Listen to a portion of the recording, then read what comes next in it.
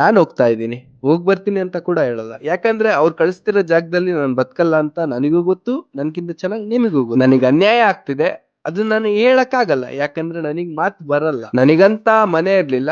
ನಾನ್ ಈ ಜಾಗನೇ ನನ್ ಮನೆ ಅನ್ಕೊಂತಿದ್ದೆ. ಅಲ್ಲಿ ಇಲ್ಲಿ ದಿನದಲ್ಲಿ 3 ಹೊತ್ತು ಊಟ ಮಾಡ್ತೀನಿ ಅಂತ ನಾನ್ ನಂಬಿರ್ಲಿಲ್ಲ. ಯಾಕಂದ್ರೆ ವಾರದಲ್ಲಿ 3 ದಿನ ಊಟ ಸಿಕ್ಕಿದ್ರೆ ಖುಷಿಯಾಗಿ ಜೀವನ ಮಾಡ್ತಿದ್ದೋನ್ ನಾನು. ನೀವು ಅಂಗಡಿಗಳ ಹತ್ರ ಬಂದಾಗ, ನಿಮ್ ಮುಂದೆ ನಾವು ಬಾಲಲ್ಲಾಡಿಸ್ದಾಗ, ನೀವ್ ಕೊಡ್ಸಿದ್ ಬಿಸ್ಕೆಟ್ ಇಲ್ಲ ಮನೇಲಿ ಉಳ್ದಿದ್ ಊಟ ಅದ್ ಹಾಕಿದ್ರು ನಾನು ನನ್ನ ನಿಯತ್ತಿನ ಆ ನಿಯತ್ ತೀರ್ಸೋಕೆ ಇನ್ಮೇಲೆ ನನ್ ಕೈಯಲ್ಲಿ ಆಗಲ್ಲ. ಯಾಕಂದ್ರೆ ನಾನ್ ಹೋಗ್ತಾ ಇದ್ದೀನಿ.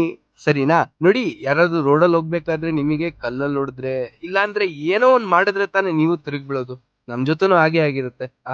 ಎಲ್ಲೋ ಒಂದ್ ಕಡೆ ಏನೋ ಆಯ್ತು ಅಂತ ಹೇಳ್ಬಿಟ್ಟು ಇಡೀ ಊರಲ್ಲಿರೋ ನಮ್ಮನ್ನೆಲ್ಲ ಕಳ್ಸಿದ್ರೆ ನೀವೇನ್ ಮಾಡ್ತೀರಾ? ಉಳ್ದಿದ್ ಊಟ ಯಾರಿಗ್ ಹಾಕ್ತೀರಾ? ಆ ಆ ಬಂದ್ಬಿಟ್ಟಿ ಚಿನ್ನಿ ಪುನ್ನಿ ಕುನ್ನಿ ಅಂತ ಯಾರಿಗ್ ಕರಿತೀರಿ? ಯಾರಿಗೂ ಕರಿಯಕ್ಕಾಗಲ್ಲ. ಯಾಕಂದ್ರೆ ನಾವೇ ಇರಲ್ಲ. ಈ ಪ್ರಪಂಚದಲ್ಲಿ ನೀವ್ ಮಾತ್ರ ಬದುಕ್ಬೇಕಾ? ನಮಿಗೂ ರೈಟ್ಸ್ ಇದೆ ಅಲ್ವಾ? ನೋಡಿ, ಅಲ್ಲಿ ಕರ್ಕೊಂಡ್ ಹೋಗ್ಬಿಟ್ಟು ನಮ್ಮನ್ನ ಬದುಕಿಸ್ತಾರೆ ಅನ್ನೋದು ಸುಳ್ಳು. ಇಷ್ಟ ದಿನ ನಮಗ್ ನೀವೇ ಎಲ್ಲ ಆಗಿದ್ರಿ. ನಿಮ್ಮಿಂದನೇ ದೂರ ಮಾಡ್ತಿದ್ದಾರೆ. ಈಗ ನೀವೇ ನಮ್ಮನ್ನ ಕಾಪಾಡ್ಬೇಕು. ನಮಗ್ ಹೇಳ್ಕೊಳಕ್ ಆಗ್ತಿಲ್ಲ. ತುಂಬಾ ಭಯ ಆಗ್ತಿದೆ.